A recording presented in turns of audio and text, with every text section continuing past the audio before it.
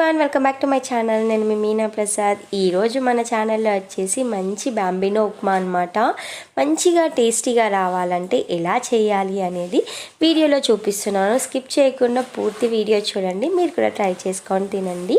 ముందైతే కడాయి పెట్టేసుకొని అందులో ఆయిల్ వేసుకోవాలి. నేనైతే కొంచెం హెల్తీగా ఉండాలని చెప్పేసి నేను బగారా మసాలా వేయట్లేదు, జస్ట్ జీలకర్ర ఆవాలు మాత్రమే వేసాను. తర్వాత వచ్చేసి పచ్చిమిరపకాయలు, అలాగే ఉల్లిపాయ ముక్కలు, తర్వాత కరివేపాకు ఇవన్నీ వేసుకొని మంచిగా ఫ్రై చేసుకోండి. సరే, మీకు కొంచెం ఇంకెక్కువ ఘాట్ కావాలంటే జీలకర్ర ఆవాల ప్లేస్లో మనము బగారా రైస్కి వేస్తాం కదా మసాలా, ఆ మసాలా వేసుకోవచ్చు. ఇప్పుడు వచ్చేసి కట్ చేసి పెట్టుకున్న వెజిటేబుల్స్ వేసుకోవాలి. నేనైతే బీన్స్, అలాగే ఆలుగడ్డ, తర్వాత క్యారెట్, ఈ మూడు మాత్రమే వేసాను.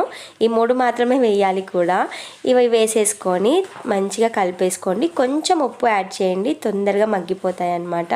కట్ చేసిన విధానంని చూసారు కదా, అన్నీ ఇలా నిలువుగా కట్ చేసుకోండి. ఎందుకంటే అన్నీ సమానం ఉంటే మనకి చూడడానికి కూడా బాగుంటుంది, తింటుంటే కూడా చాలా బాగుంటుంది అనమాట. ఇలా వేసేసుకొని ఒక 2 నిమిషాలు మూత పెట్టేసుకొని మగ్గించుకోండి.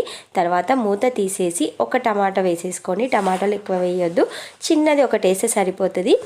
అలా వేసేసుకొని కలిపేసుకోవాలి. కలిపేసి మూత పెట్టేసుకోండి, మంచిగా మగ్గిపోవాలన్నమాట. తర్వాత వచ్చేసి మూత తీసేసేయండి. చూసారు కదా, మనకి వెజిటేబుల్స్ కూడా మంచిగా మగ్గిపోయాయి అన్నమాట.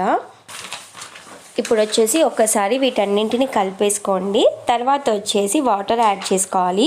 వాటర్ అయితే ఎక్కువగా వేయకూడదు, మరీ మెత్తగా అయిపోతుంది. 1 గ్లాస్ బాంబినోకి 1.5 వాటర్ వేస్తే సరిపోతుంది. ఇలా వాటర్ వేసేసి మంచిగా కలిపేసేయండి. తర్వాత వచ్చేసి ఉప్పు వేసుకోవాలి.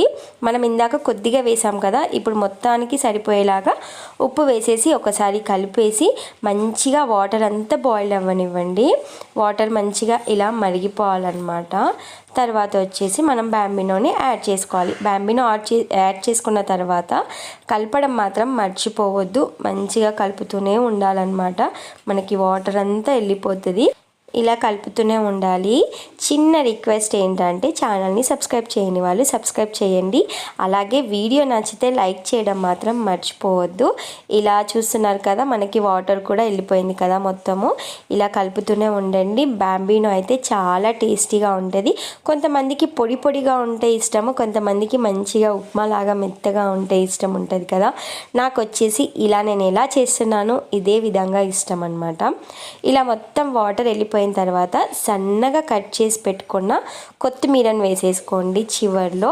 ఇది వేసేసుకున్న తర్వాత మళ్ళీ ఒక్కసారి అలా కలిపేసి ఒక 2 నిమిషాలు మూత పెట్టేసేయండి. అంతే, ఎంతో టేస్టీ అయిన బాంబినో ఉప్మా, సేమియా ఉప్మా రెడీ అయిపోయింది. వీడియో నచ్చితే లైక్ చేయండి, అలాగే సబ్స్క్రైబ్ చేయండి. నెక్స్ట్ ఇంకొక రెసిపీతో కలుద్దాం. అప్పటి వరకు బాయ్.